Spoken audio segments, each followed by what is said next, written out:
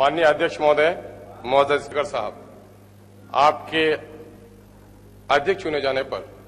हम grand democratic secular front की जानिब से और अपनी पार्टी MIM की जानिब से मुबारकबाद पेश करते हैं।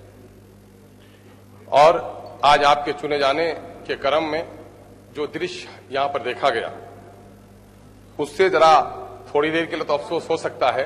लेकिन ये लोकतंत्र की और जमहूरियत की बड़ी खूबसूरती है कि इख्तलाफ के बाद, विरोध के बाद भी जब कोई फैसला हो जाता है, सब खुशी बखुशी उसे तस्लीम कर लेते हैं। हमें आपसे विरोध नहीं, आपके पार्टी और NDA, बीजेपी और NDA के जो नजरियात रहे हैं, उससे विरोध जरूर रहा है, लेकिन आप जिस कुर्सी पर बैठे हैं उस पर हम आपको मुबारकबाद देते हैं। आपके विरोध में हम खड़े जरूर थे और गठबंधन का हिस्सा न होने के बावजूद भी हम गठबंधन की हमायत में खड़े थे,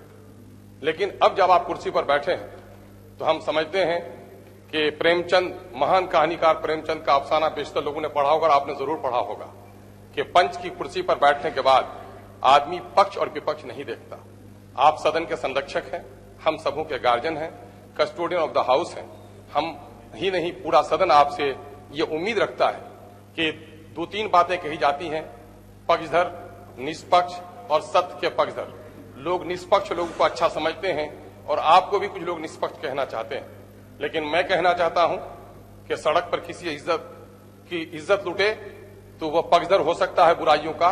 खड़ा वाला निष्पक्ष हो सकता है, लेकिन उसका फरीजा है कि वह सत्य का पक्षधर होकर उसकी इज्जत बचाए। मैं आपको निष्पक्ष नहीं बल्कि सत्य का पक्षधर देखना चाहता हूं कि जिस कुर्सी पर आप बैठे हैं, बिहार की जनता आपसे आशा करती है कि सरकार अगर भटक जाए तो उसको लगाम लगाना आपको काम होगा। बिहार की बड़ी समस्याएं हैं, वक्त आएगा तो बात करूंगा। फिलहाल मैं आपको मुबारकबाद देते हुए, मैं जिस सीमांचल से आता हूं वह सीमांचल बाढ़, बेरोजगारी, अनपढ़ और बेरोजगारी की समस्याओं से ग्रस्त है। हमारी आप पुरजोर वकालत करेंगे और बिहार में इस वक्त धार्मिक तनाव का जो बिगाड़, अपने अध्यक्ष मत बनिए, अध्यक्ष जी हैं, अरे बड़े अच्छे अध्यक्ष बनाए हैं आपने, उसका आदर कीजिए।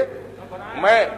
आप ही बनाए हैं और आप ही आदर नहीं कर रहे हैं, तो मैं आपसे उम्मीद करता हूं कि बिहार की नई नस्ल की शिक्षा देने वाले नियोजित शिक्षकों का, पलायन वाले मजदूरों का, बच्चों की पढ़ाई जो कोरोना से रुकी हुई है उसका, और बिहार में सामाजिक सौहार्द बनाए रखने का, और हमारी गुलनाज की जो इज्जत टूटी है उसको इंसाफ दिलाने के लिए सरकार को जरूर मजबूर करेंगे। हम यही आपसे उम्मीद भी रखते हैं और यही आशा भी रखते हैं, ताकि आपके सदन में जो समय गुजारे जाए आने वाली पीढ़ी उस पर नाज करे।